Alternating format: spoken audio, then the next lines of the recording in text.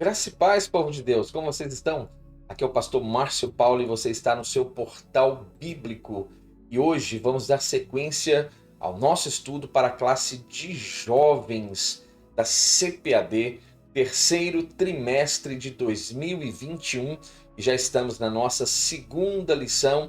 Eu vou deixar aqui o card com as lições anteriormente publicadas, a primeira lição já publicada, bem organizada em uma playlist para que você apenas aperte o play e seja abençoado. Lições comentadas pelo pastor Israel Trota. E o tema para este terceiro trimestre: vigilância, justiça e o culto a Deus. Um chamado para a igreja nos escritos dos profetas menores. Esta lição será ministrada no próximo dia 11/7 de 2021. Eu quero convidar você a fechar os olhos comigo agora e vamos fazer uma oração. E após esta oração iremos fazer todas as leituras relacionadas ao assunto proposto para agora. Senhor, a ti clamamos e suplicamos pela pessoa bendita do teu Espírito. Visite-nos agora e traga-nos iluminação e que sejamos ricamente edificados por esta palavra. É o que nós te pedimos e o fazemos no nome santo de Jesus. Amém. Segunda lição proposta para este momento ímpar, momento singular, sublime.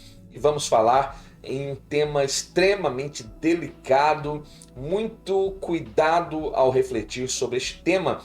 Oséias, o casamento como um reflexo da comunhão com Deus. Eu gostaria de fazer juntamente com você todas as leituras relacionadas ao nosso assunto de hoje, mas antes eu quero falar com você que está aqui pela primeira vez e que tem ascendido ao nosso conteúdo. Não saia sem antes se inscrever aqui neste portal bíblico. Você sabia que 83% das pessoas que têm ascendido o nosso conteúdo ainda não são inscritas? Pois bem, não saia sem antes se inscrever neste portal e nos ajude a disseminar esta semente boa, esta semente do bem. E você que já faz parte dos mais de 600 inscritos, muito obrigado. Eu louvo a Deus pela vida de cada um dos irmãos que tem compartilhado o nosso conteúdo, ajudando-nos a disseminar essa semente boa, essa semente do bem, abençoando quem vocês amam através de uma reflexão da palavra de Deus. Vamos então para as nossas leituras de hoje. O texto do dia está no livro do profeta Oséias, capítulo 2, versículo 2, que diz: contendei com vossa mãe, contendei, porque ela não é minha mulher e eu não sou seu marido. Apenas a parte A deste versículo.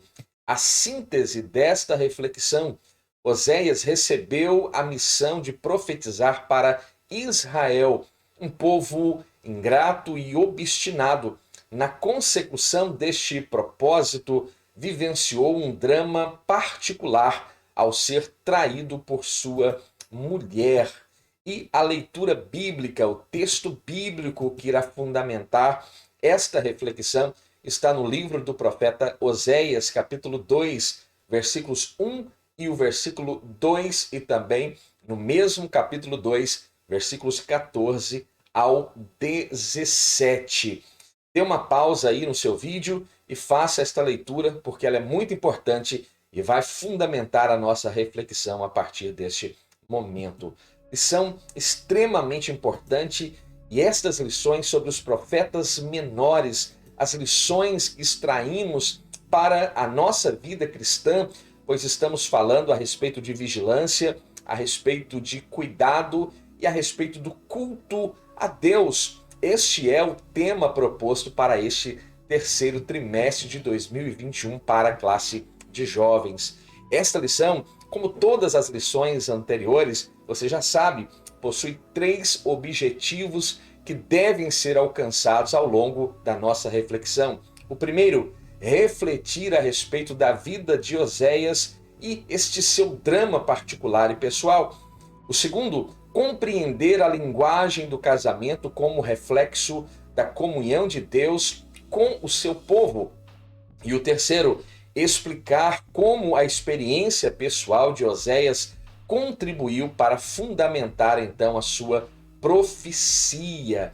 Você, querido professor da Escola Bíblica Dominical, se apegue a este conteúdo com zelo, com carinho, porque este livro profético é muito interessante, ao passo que também é muito difícil extrair uma boa compreensão se nós não fizermos as leituras e não tenhamos a cooperação do Espírito Santo de Deus para o bom entendimento. Haja vista que até no meio teológico não há um consenso sobre uma teologia que é apresentada dentro das entrelinhas deste profeta menor chamado profeta Oséias. Uma história que é muito interessante e nos chama a atenção, e às vezes nós somos incapazes de compreender com esta nossa mentalidade finita e terrena aquilo que o Senhor de fato nos quer exemplificar através da vida deste profeta. O fato é que o Senhor levanta este profeta e que vai ter talvez um dos maiores momentos ou um dos maiores períodos em que este agora exerce o seu ofício ministerial, talvez seja este profeta que está em voga, o profeta Oséias. Eu quero projetar para você aqui, na tela do seu notebook, do seu smartphone, apenas umas informações que podemos dizer ou sugerir como um esboço do livro profético de Oséias. E aqui está a sua experiência e o seu entendimento, né, do capítulo 1 até o capítulo 3, e mostrando a vida pessoal, mostrando a tragédia pessoal e o amor redentor de Oséias, os procedimentos de Oséias para com a sua esposa Gomer.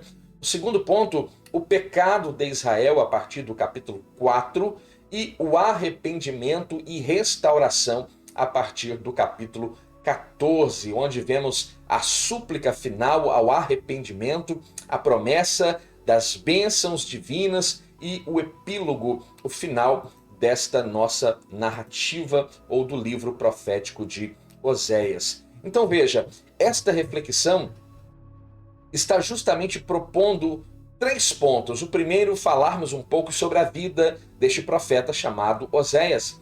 O segundo ponto, falar sobre o contexto histórico, onde esse profeta está inserido no contexto histórico. E o terceiro ponto, o casamento como reflexo da comunhão com Deus. Então, quem é este homem que está diante de nós? Quem é este profeta? Quem fora este homem chamado Oséias? Podemos dizer que é o profeta da salvação. Podemos dizer que era, por certo, um pregador que estava à frente do seu tempo e com uma mensagem extremamente dura e com uma sensibilidade que talvez nós não encontraremos em nenhum outro profeta, a não ser, na minha modesta opinião, encontramos esta mesma sensibilidade quando lemos a palavra profética agora do profeta Jeremias. Então, Oséias, antes de mais nada, significa justamente salvação. Jerônimo, um dos pais da igreja, interpretava como Salvador, outros interpretavam pensando no imperativo salva, como se fosse um clamor direcionado a Deus. Então, para promovermos o plano da salvação, primeiro é preciso predisposição para conhecer este Deus glorioso e em seguida devemos compartilhá-lo com persistência, penhor e também amor, características indispensáveis à vida cristã. Oséias ficara então conhecido como o primeiro profeta da graça, ou o evangelista de Israel, justamente por causa do seu nome que já aponta para o sentido do seu ministério, que vem de uma forma hebraica rocheia, que no original tem justamente a mesma raiz da palavra Jesus ou Josué. Então, Oséias nos ensina que quanto a apostasia provoca o juízo, a restauração é resultado direto do imensurável amor de Deus para com o seu povo, e este imensurável amor de Deus também está agora totalmente liberado sobre a minha vida e sobre a sua vida, quando nós recitamos o texto áureo da Bíblia Sagrada, João capítulo 3, versículo 16, ali está a síntese do ministério de Cristo e do amor divino em relação à humanidade. E ali está escrito: porque Deus amou o mundo de tal maneira que deu o seu Filho unigênito, para que todo aquele que nele crê não pereça, mas tenha a vida eterna. Eu quero te dizer uma coisa, que mesmo apesar dos nossos pecados, Deus continua sempre disposto a nos amar. E como nós já sabemos e nós gostamos de falar isso, não importa o quanto você, eu, nós nos afastamos de Deus, ou em algum momento de nossas vidas tenhamos nos afastado de Deus. Agora, para nos voltar a Ele, é apenas o espaço de um único passo, e Ele está ali de braços abertos para receber-nos como uma grande demonstração de amor em relação à minha vida e à sua vida, até porque esta é a essência do Deus Todo-Poderoso, porque Deus prova o seu amor para conosco, comigo e com você, em que Cristo morreu por nós, sendo nós ainda pecadores. Romanos capítulo 5, versículo 8. Qual a origem deste homem? Já sabemos que o seu nome tem origem hebraica, Rocheia, que significa salvação. Então, quem é esse homem? De onde ele vem? De como ele vive? Qual a sua ocupação? É provável que Oséias fosse natural de Bet-Semes e pertencesse à tribo de Issacar. Ao referir-se, por exemplo, ao rei de Israel, ele utiliza o pronome agora nosso, dizendo de forma clara que ele está residindo provavelmente na parte setentrional do agora reino dividido, e nos referimos a Israel, ou no contexto do próprio livro do profeta Oséias, há uma menção clara de Efraim, que é a maior tribo agora do Reino do Norte, e em muitas ocasiões o Reino do Norte será assim chamado de Efraim.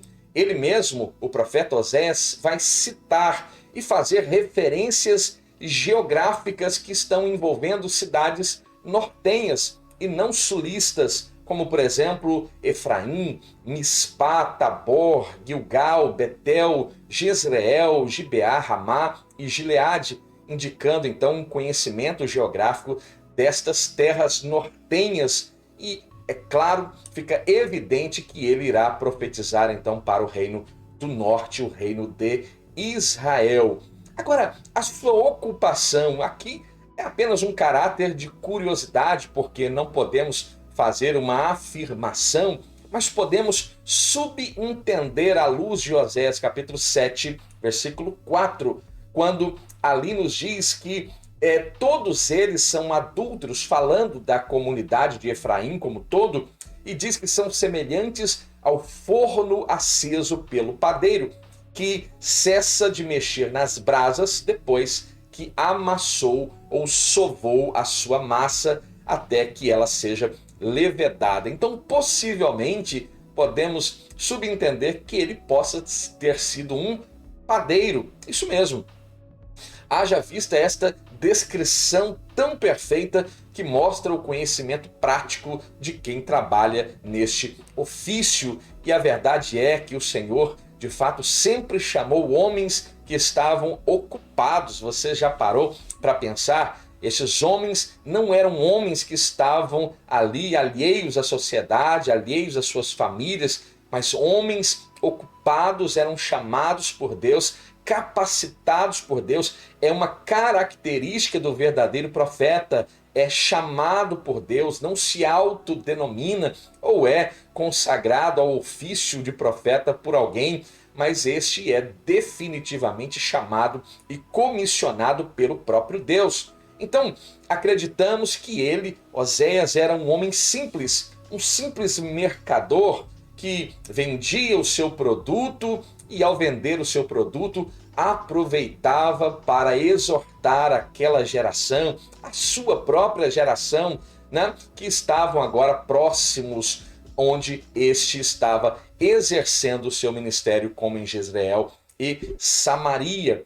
Então, Oséias vai nos ensinar que é possível fazer a obra de Deus concomitantemente ao exercício de nossas profissões. Então, devemos servir a Deus conforme as nossas forças e as nossas condições, como lemos em Eclesiastes capítulo 9, versículo 10. Tudo quanto te vier à mão para fazer, faze-o conforme as suas forças. E o texto de Provérbios segue, aqui leio apenas a parte inicial do versículo citado. Então, sabemos que, por exemplo, o apóstolo Paulo se junta a Áquila e Priscila porque eles também tinham o mesmo ofício de Paulo, eram fabricantes de tendas. Então, veja, homens que tinham ocupação e a sua ocupação, ou suas ocupações, nunca foram impedimento ou empecilho para que a obra de Deus fosse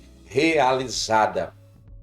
Agora, um ponto interessante da vida deste homem, que é justamente um drama particular e pessoal que Oséias, por certo, vive. O livro de Oséias pode ser dividido em duas partes e temos que ler o livro de Oséias com muita prudência, com muita cautela e com uma direção do Espírito Santo de Deus. Os capítulos 1 ao 3 descrevem a sua vida particular, pessoal, e agora começa a comparar sua crise conjugal com a infidelidade de Israel, que dos capítulos 4 ao 14 apresentam profecias entregues agora em um longo intervalo de tempo por este profeta. Então, Oséias foi um homem chamado por Deus não apenas para falar, mas também para representar o amor de Deus. É interessante que quando falamos daquilo que estamos vivendo ou que já temos uma prática na nossa vida diária, nós falamos com mais propriedade. Nós falamos com maior convicção, certeza e falamos com seriedade, de modo que esta palavra gera maior credibilidade. E é exatamente isso que está acontecendo com este profeta. Oséias é convocado por Deus para tomar uma atitude um tanto quanto estranha aos nossos olhos, mas que através agora deste drama que se tornará a sua vida matrimonial, ele irá falar com propriedade e este relacionamento irá, de certa forma, representar também o relacionamento de Deus com o seu povo Israel. Então veja, o seu casamento com Gomer, este é o nome da esposa de Oséias, foi mediante uma ordem divina. Quando lemos em Oséias capítulo 1, versículo 2, ali o texto sagrado nos diz: o princípio da palavra do Senhor por meio de Oséias disse, pois o Senhor, a Oséias, vai, toma uma mulher de prostituições e filhos de prostituição, porque a terra certamente se prostitui, desviando-se do Senhor. É interessante que existem algumas linhas de pensamento e de interpretação deste texto, o que não cabe para este momento, onde estamos fazendo aqui a abordagem ampla do assunto proposto, mas é interessante notar que quando observamos o fato de uma mulher adúltera e o profeta ter sido chamado para agora se relacionar com esta mulher, parece-me, em uma interpretação direta do texto, parece-me que agora este próprio profeta não estará apto ao ofício agora proposto por Deus, este ofício profético, porque haveria, neste caso, uma impureza no contexto matrimonial. Mas aqui eu quero concordar com o comentarista dessa lição, quando entende que quando o Senhor dá uma ordem para que Oséias case com esta mulher, é importante notar que ela, por certo, era uma mulher casta, uma mulher que ainda não estava entregue à prostituição, porque, veja, se ela já era uma mulher de prostituição, este exemplo não caberia para falar a respeito do relacionamento de Deus para com Israel. Mas agora, quando encontramos este profeta tomando esta mulher por esposa, e a partir do matrimônio, ela agora começa a se entregar a esta vida promíscua, então parece-me fazer um pouco mais de sentido. E quando aqui o profeta fala a respeito desta ordem de Deus, parece-me que ele está falando em um tempo agora após ter vivido tal situação e agora escreve o texto. Então veja, agora casado, ele percebe que algo está acontecendo dentro do seu relacionamento. Traições começam a acontecer de modo que ele imediatamente vai separar-se de Gomer. Porém, ele amava sua esposa e mediante uma ordem divina, ele vai resgatar esta mulher daquela vida promíscua de prostituição e de escravidão, por certo, agora ali no mercado de prostituição, em um tempo em que, infelizmente, lamentavelmente, esta questão era muito grave e severa. E o que ele faz senão dar uma nova oportunidade, uma nova chance? Quando lemos em Oséias capítulo 3, versículos 1 a 3, eu gostaria de ler este texto para você, e a versão que eu estou lendo aqui é a Nova Versão Internacional, e o texto ali diz: o Senhor me disse, vá, trate novamente com amor sua mulher, apesar de ela ser amada por outro e ser adúltera. Ame-a como o Senhor ama os israelitas, apesar de eles também se voltarem para outros deuses e de amarem os bolos sagrados de suas uvas passas. Por isso, eu a comprei por 180 gramas de prata e 1,5 barril de cevada. E eu lhe disse, você viverá comigo por muitos dias, você não será mais uma prostituta, nem será de nenhum outro homem, e eu viverei com você. Então tudo o que o profeta vivencia neste drama particular estava justamente fazendo uma representação exata da relação de Deus com o povo de Israel. O casamento de Osés, então, agora se torna algo providencial, pois o Senhor lhe fornece a analogia necessária, perfeita, para que este profeta se dirigisse agora a sua mensagem à nação de Israel, propriamente dito, a nação do norte.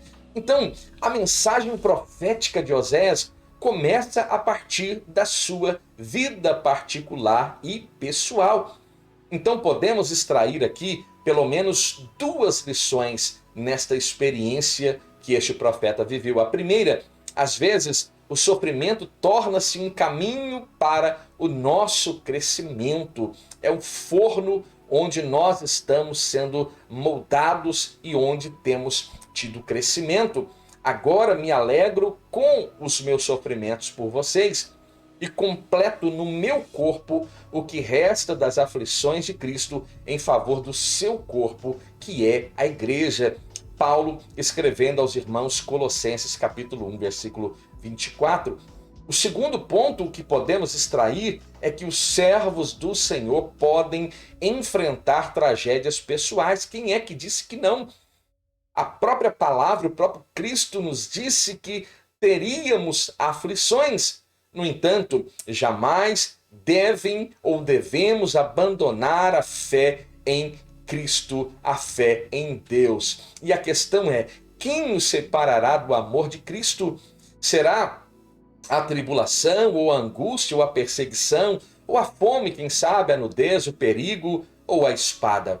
Como está escrito, por amor de ti, enfrentamos a morte todos os dias e somos considerados como ovelhas destinadas ao matadouro, mas em todas estas coisas somos mais do que vencedores por meio daquele que nos amou. Em Cristo somos mais do que vencedores. Esta palavra de Paulo aos Romanos muito conforta o nosso coração e conforta-nos no meio das adversidades, das crises. E nunca se esqueça, no meio da adversidade, entenda que o Senhor está provendo crescimento.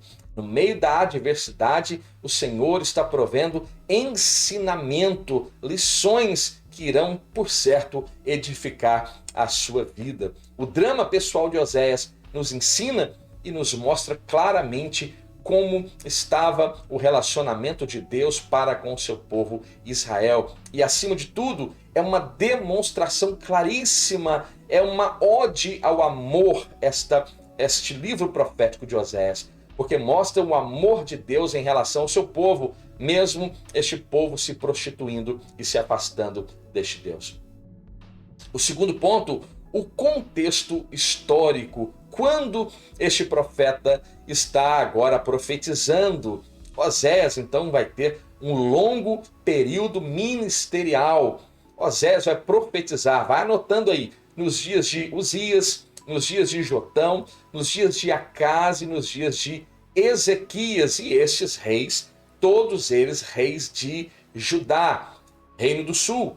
E nos dias de Jeroboão, e anote aí para você não fazer confusão, esse Jeroboão aqui é o Jeroboão, filho de Joás, aquele que chamamos de Jeroboão II, rei de Israel.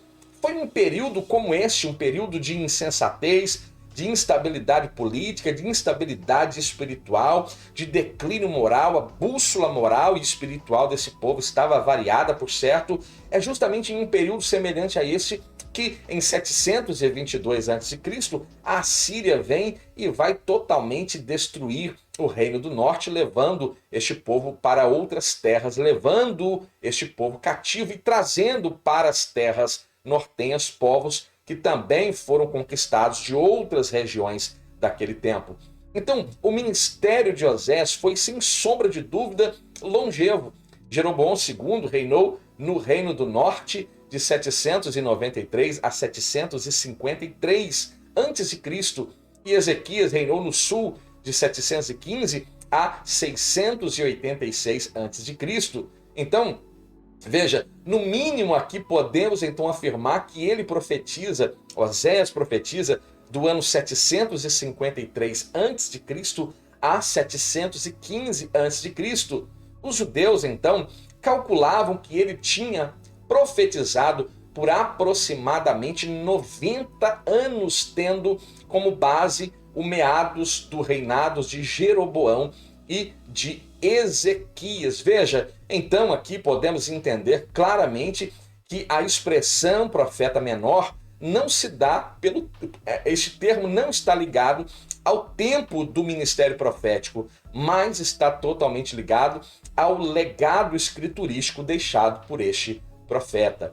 Então veja, embora o tempo seja um pouco exagerado quando falamos de 90 anos, sabemos com certeza que foram muitos anos dedicados ao profetismo, e sabemos que ele fora contemporâneo de grandes profetas como Amós, Isaías, o grande profeta Isaías, e também Miqueias, e viveu no tempo áureo da profecia, tanto para Israel, Reino do Norte, quanto para Judá, Reino do Sul.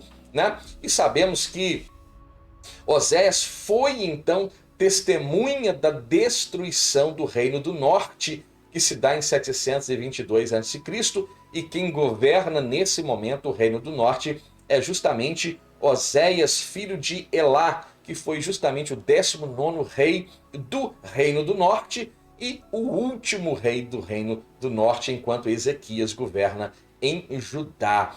Com muita tristeza, por certo, ele testemunha o cumprimento de tudo aquilo que ele mesmo havia profetizado e vaticinado em relação ao Reino do Norte. Esse tempo era um tempo de prosperidade, curiosamente, era um tempo de grande prosperidade e também de um paganismo fora da curva, fora do comum. Naquela época, Israel, por exemplo, desfrutava de um surto de prosperidade. Quando lemos, por exemplo, no segundo livro dos Reis, capítulo 14, ali nós vamos observar que quando Jeroboão II começa a governar, há uma grande expansão territorial do Reino do Norte. O comércio crescia, os cidadãos de Israel viviam em grande luxo e grande e demasiada prosperidade. E como disse agora C.S. Lewis, né, a prosperidade é o clima perfeito, propício para as campanhas do nosso adversário, o diabo. A prosperidade deixou então as pessoas gananciosas, e parece que estamos falando dos dias atuais, mas este contexto é do tempo do profeta Oséias. E agora, com esta riqueza, havia uma insensibilidade quando falamos a respeito das coisas espirituais. A adoração aqui, não a adoração genuína a Deus, o Deus de Israel, aqui uma adoração idólatra dos cananeus, tinha se espalhado por todas as terras de Israel. Os cultos, os sacrifícios ao Senhor, se havia uma colheita boa, os israelitas chegavam ao cúmulo de atribuir esta dádiva, por exemplo, a Baal, considerado como o Senhor, o amo, aquele que detém a chave do céu e provê chuva e provê prosperidade para a colheita. Olha o cúmulo do absurdo que o povo de Israel estava cometendo. Ignoraram totalmente os preceitos que está em Deuteronômio, capítulo 28, sobre a bênção, sobre a maldição, sobre as bênçãos liberadas do monte Gerizim, das maldições lançadas sobre o monte Ebal, e o povo diante daqueles montes concordando, dizendo amém. Ignoraram totalmente as orientações de Deus e estavam ao cúmulo de agora atribuir a fartura, atribuir os êxitos que viviam naquele momento a Baal. Os israelitas foram seduzidos pela idolatria e abandonaram o Deus de Israel. Oséias capítulo 4, versículo 6, tem um dos textos mais terríveis de toda a palavra de Deus, porque fala do próprio Deus trazendo juízo sobre o seu povo. Quando lemos, o meu povo foi destruído porque lhe faltou o conhecimento, porque tu rejeitaste o conhecimento. Veja, o conhecimento estava à disposição daquele povo, porque só se rejeita aquilo que está sendo proposto. Então, havia esta rejeição para com a lei de Deus e para com o Deus de Israel. Então, já que você rejeitou o conhecimento, também eu te rejeitarei, para que não sejas sacerdotes diante de mim. E visto que te esquecestes da lei do teu Deus, também eu me esquecerei dos teus filhos. Que palavra dura, que palavra terrível, que palavra que precisa, ao ouvirmos esta palavra, que abramos o nosso coração, porque também nos é proposta a lei de Deus através da santa e bendita palavra, e muitos estão ignorando a palavra e indo atrás de profetagens, atrás de miragens, atrás daquilo que alimenta o ego do homem e ignora aquilo que a palavra prescreve, aquilo que o Senhor prescreve. Abramos os nossos olhos enquanto é tempo. Vários bezerros de ouro estavam colocados nos territórios de Israel, e nós sabemos que Jeroboão I criou grandes centros idólatras, um deles em Dan e outro em Betel, limites do território setentrional, e que agora eram apresentados como os deuses que haviam tirado o povo de Israel do Egito. Que coisa grave este povo cometera. Jeremias diz de uma forma clara: o meu povo cometeu 2 gravíssimos pecados. O primeiro, rejeitou a mim, um manancial de águas vivas. E o segundo, cavaram cisternas, cisternas rotas que não retêm água. O povo de Israel rejeitou este Deus soberano, único Deus, como no próprio Shema de Deuteronômio 6,4, quando o povo se orgulhava em dizer: Shema Israel, Adonai Eloheinu, Adonai Echad. Escuta, ó Israel, o Senhor vosso Deus é o único Deus. O povo se orgulhava em dizer que tinha um único Deus, mas não mediam esforços para buscar, e não mediam esforços para agora, de fato, entregarem suas vidas a este Deus. Antes se entregavam à concupiscência dos seus corpos, dos seus olhos, e sendo seduzidos pelos deuses da terra de Canaã. Outro ponto extremamente grave é que os líderes religiosos estavam corrompidos. Na época de Oséias, os sacerdotes tinham perdido a paixão pela piedade. Pastor, você está falando dos líderes espirituais do tempo de Oséias ou você está falando dos líderes dos dias de hoje? Pois é, aqui no contexto falamos dos sacerdotes do tempo do profeta, mas também se aplica claramente aos que também existem nos dias de hoje, porque estes, por certo, eram protótipos dos homens que viriam. Já o próprio apóstolo Paulo, ensinando o seu filho na fé, Timóteo, ele diz: sabe, porém, isto, Timóteo, que nos últimos dias sobrevirão dias trabalhosos, tempos difíceis, porque haverá homens amantes de si mesmos, avarentos, presunçosos, soberbos, blasfemos, desobedientes a pais e irmãs, ingratos e profanos, sem afeto natural, irreconciliáveis, caluniadores, incontinentes, cruéis, sem amor para com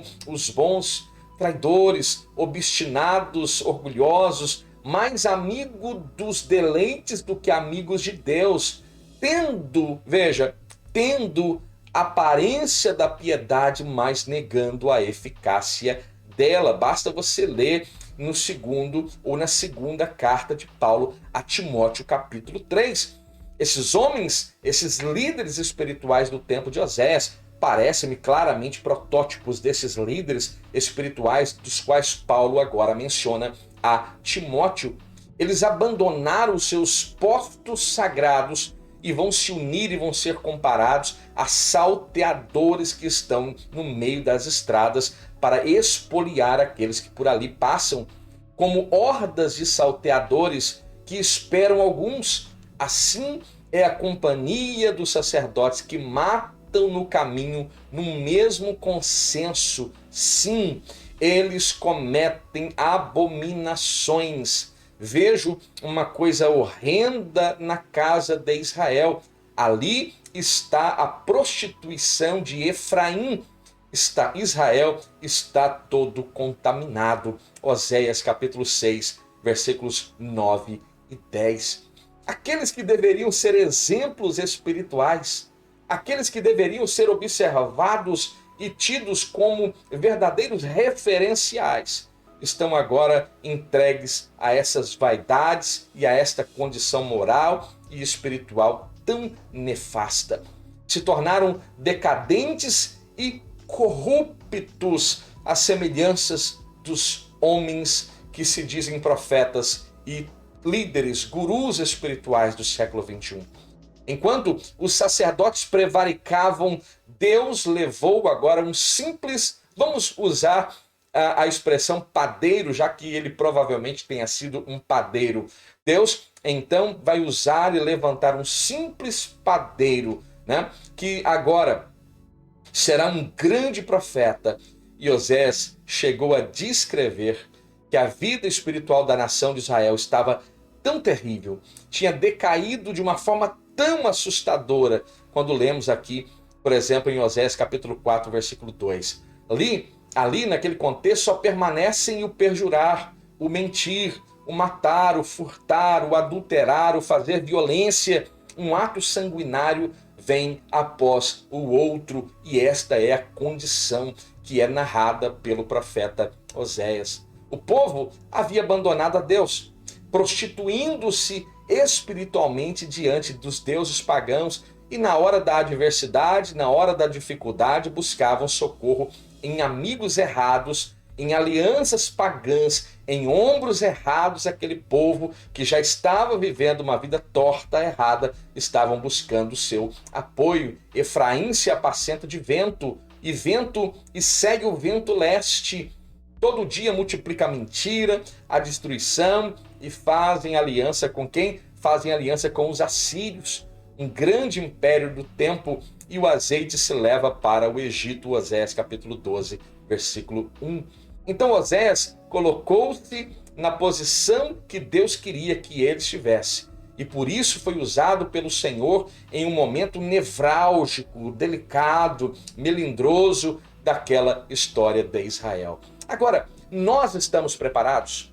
A pergunta é, eu e você, nós estamos preparados? Você jovem que está diante desta classe da escola bíblica, está preparado? Está cheio de integridade em seu coração para que você seja referência? Porque se as nossas referências estão apostatando da fé, sejamos nós, pois, estas referências. Veja, foi o tempo em que o inimigo, o diabo, tinha esta estratégia.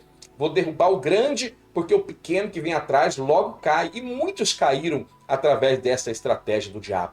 Mas nós entendemos que o nosso alvo não é o homem, e o nosso foco não pode estar no homem, mas o nosso foco está em Cristo. O prêmio soberano da vocação de Deus é Cristo Jesus, e é para Ele que nós devemos prosseguir, como Paulo nos ensina. Eu prossigo para o alvo. Os meus olhos estão focados no alvo, e o alvo é Cristo. Então seja você o referencial, sejamos nós o referencial em nome de Jesus. O terceiro ponto, o casamento então como reflexo da comunhão com Deus. A metáfora do casamento é tão difícil de entender. Por que Deus coloca o homem em uma situação tão difícil e propõe a esse homem um drama particular tão duro como este? Oséias é justamente por meio dessa experiência que vai exortar Israel sobre o perigo da infidelidade e da traição. Veja, há um grave perigo na infidelidade. Adúlteros e adúlteras é um sinônimo de infidelidade. Não sabeis vós que a amizade do mundo é inimizade contra Deus? Portanto, qualquer que quiser ser amigo do mundo, constitui-se inimigo de Deus. Tiago, capítulo 4, versículo 4. A metáfora do casamento foi justamente utilizada para demonstrar o fascinante amor de Deus. Olha que curioso, eu já disse anteriormente, este livro profético de Oséias é uma ode ao amor de Deus em relação ao seu povo, mesmo que este povo esteja vivendo um contexto de decadência moral. E você encontra isso nas entrelinhas de todos os profetas menores, né? Oséias também usou a figura do divórcio para mostrar a tristeza do Senhor em executar o juízo. Então veja, o pecado estava generalizado em Israel. As jovens se prostituíam, as mulheres casadas estavam adulterando e os homens não podiam reivindicar nada, não poderiam reivindicar sequer juízo sobre estas, porque eles também estavam se desviando com também meretrizes. Então veja, o culto ao Senhor tinha sido totalmente descaracterizado. Apenas em caráter de informação, Betel, que claramente nós sabemos o significado, que é casa de Deus, foi pelo profeta Oséias, agora ironicamente apelidada por Bet-Aven, que significa casa de ídolos, pois o lugar que antes era conhecido como um centro de adoração se torna um local marcado pela idolatria. É um lugar que parece, mas não é. Tem templo, mas parece o templo de Deus, mas não é. Tem ofício sacerdotal, parece que é sacerdote de Deus, mas não é. Existem ofertas, parecem ser ofertas dedicadas a Deus, mas não são dedicadas a Deus. Ali há uma prostituição cultural. Ali há, desde o tempo de Jeroboão, filho de Nebate, há bezerros de ouro sendo adorados como se fossem o Deus de Israel que os tirara da terra do Egito. Então veja, o Senhor estava cansado desta vida de adoração que era superficial e que era falsa. Tanto sacrifício sendo feito a Deus, e Deus estava dizendo, eu não quero sacrifício, eu quero misericórdia. E o conhecimento de Deus é o que eu quero requerer de vocês, mais do que holocaustos. Oséias capítulo 6, versículo 6. O juízo estava se aproximando.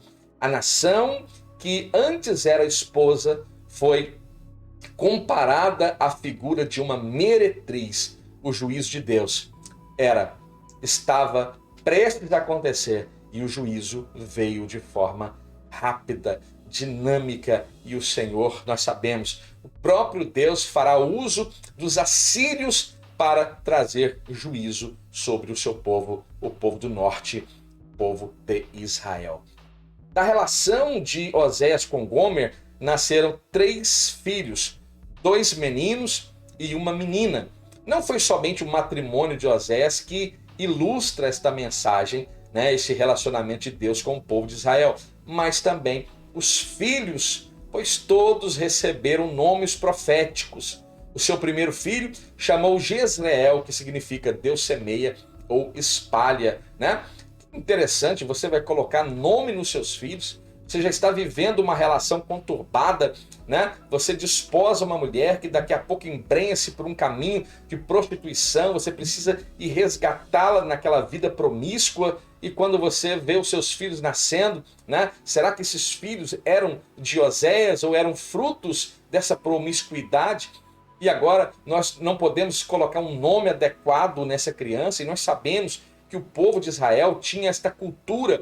Os nomes geralmente eram circunstanciais, né? Tinham relação com o momento do nascimento ou até algum aspecto futurístico ou profético em relação àquela criança. Então veja, o primeiro filho então significa Deus semeia ou espalha, que é justamente anunciando aquilo que Deus brevemente iria fazer e provocar no meio do povo do norte, esta dispersão que acontece justamente no ano 722 a.C., pelas mãos dos assírios. O segundo filho, uma menina, recebe o nome de Loruama, que significa desfavorecida. Como que nós vamos colocar um nome em nossos filhos hoje com um significado tão duro como este? Mas justamente Deus estava aqui demonstrando através destes nomes que também não teria compaixão do seu povo, porque Deus não tolera para sempre um povo que odeia ser corrigido. Pastor, mas Deus não é misericordioso. É claro que Ele é misericordioso, mas não usemos deste argumento para sermos agora irrepreensíveis em todo o tempo. Não usemos este argumento para rejeitar a correção dele a todo tempo. Ele é amor, ele é agradável, mas ele também é juízo, ele também vem como um fogo consumidor. Este é o caráter do nosso Deus. Então veja, o terceiro filho recebe o nome de Loami, que significa não meu povo. Loami fazia referência ao afastamento temporário de Deus sobre Israel, que de acordo com a linguagem do casamento foi tipificado pelo divórcio. Então Deus estava momentaneamente se divorciando do povo de Israel. Deus nunca deixa alguém que antes não o tenha deixado primeiro, tá? Esta atitude não vem de Deus, o abandono não vem da parte de Deus, sem que antes o seu povo não o tivesse o rejeitado, o abandonaram, né? Então, porque rejeitaram a mim, eu também rejeito a este povo. Toda a sua malícia se acha em Gilgal, porque ali os odiei por causa da maldade das suas obras, lançá-los-ei para fora da minha casa. Não os amarei mais, todos os seus príncipes são rebeldes. Oséias capítulo 9, versículo 5, versículo 15. Agora, essa rejeição seria para sempre? A boa notícia é que não. Não, jamais esta seria uma sanção eterna em relação ao povo. Nós sabemos que esta aliança ainda será de forma futura, ainda eu diria, restabelecida, onde haverá uma plena comunhão e o reino unificado novamente sob o governo. E eu creio que este governo será justamente no momento em que Cristo estiver governando aqui na terra. A promessa de restauração, isso mesmo, uma promessa de restauração. Assim como Oséias resgatou a Gomer do mercado da escravidão e prostituição, veja, eu atraio alguém para um relacionamento, é Deus atraindo Israel para o relacionamento, né? Agora, esta mulher se envolve com a prostituição e se afasta, é Israel se envolvendo com esta prostituição, com os povos da terra de Canaã, se afastando de Deus, mas de repente Deus fala para Oséias, vai e resgata a sua esposa e novamente a atraia para si. é aquilo que Deus está garantindo que irá fazer em relação ao seu povo Israel. Deus resgataria o seu povo. É por esta razão que este livro é uma ode ao amor de Deus. O amor é o ponto central, é o ponto-chave, é a tese central do livro do profeta Oséias. Deus decidiu amar Israel e, para restaurá-los, imporia sobre eles algumas restrições. Então, a disciplina é justamente resultado de um julgamento que é fundamentado no amor. O amor disciplina, querido.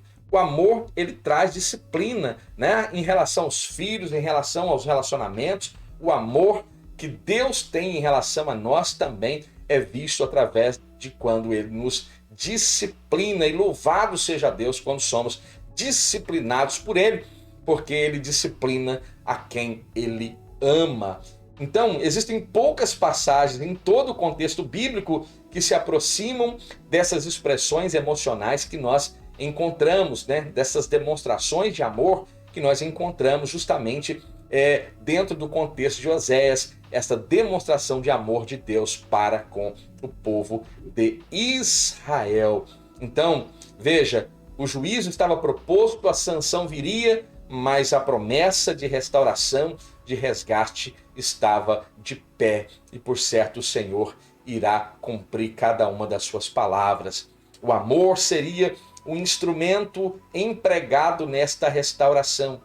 Não podemos esquecer de uma coisa, que também somos atraídos à salvação por este glorioso amor de Deus. Como Israel, às vezes, Deus permite que experimentemos alguns desertos, é bem verdade, para que possamos nos despertar espiritualmente. Então, este profeta tem muito a nos ensinar, não é isso? Leia com carinho todo o livro do profeta Oséias, sobretudo em relação ao seu relacionamento com sua esposa, que demonstra o relacionamento de Deus para com Israel e também mostra o amor de Deus em relação a mim e a você. A pregação deste profeta apresenta um Deus justamente que ama incondicionalmente. Deus abençoou Israel com a liberdade e terra, transformando escravos em uma grande nação. Porém, Israel mostrou-se infiel e Oséias vai denunciar com veemência, com coragem, a infidelidade de Israel um pouco antes da sua destruição em 722 a.C. Então, ele nos ensina que a relação de Deus com o seu povo é profundamente fundamentada no amor e na fidelidade, ou a semelhança de um relacionamento matrimonial, de um casamento. Você ficou até aqui? Muito obrigado porque você ficou comigo até aqui, que o Senhor possa abundantemente abençoar a sua vida. E eu rogo ao Espírito Santo de Deus que visite-o agora e que essa palavra seja melhor aplicada aos corações de cada um que aqui estão. É o que eu humildemente peço. Eu faço isso no nome santo de Jesus. Não saia sem antes se inscrever aqui neste portal. Ative o sino das notificações. Deixe o seu like abençoado e nos ajude a disseminar essa semente boa, essa semente do bem em todos os países de fala portuguesa e nos faça crescer nesta plataforma do YouTube. Eu peço que você então deixe o seu comentário e vamos fortalecer esta nossa aliança aqui nesta plataforma. Que Deus abençoe a sua vida. Fique bem, fique em paz e até a próxima.